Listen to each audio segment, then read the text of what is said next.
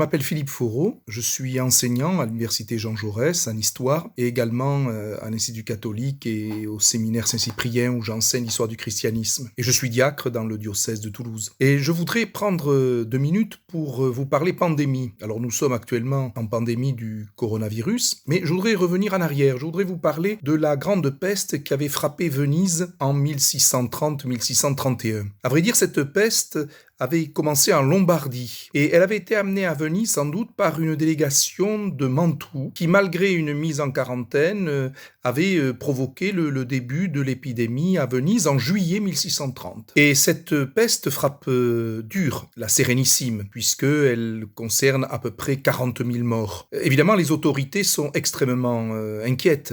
On réunit une commission de 36 médecins pour demander leur avis, une espèce de comité scientifique finalement, pour demander est-ce vraiment la peste, quel type de peste, etc. Et les premiers rapports sont d'ailleurs extrêmement partagés parce qu'il n'y en a que 8 sur 36 qui estiment que c'est vraiment une peste. Alors évidemment, on essaye de prier le ciel, on fait des processions. Le patriarche demande en particulier à ce qu'on distribue la communion dans les maisons.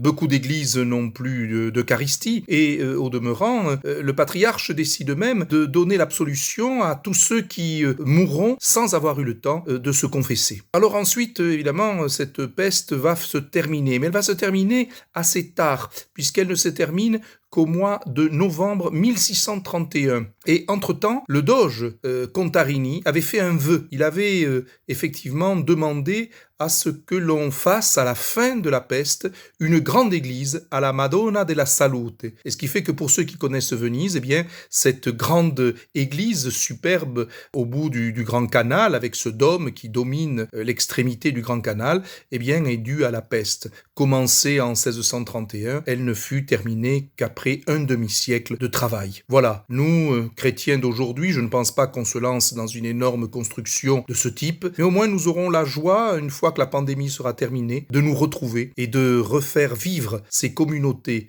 qui nous tiennent tant à cœur. Au revoir.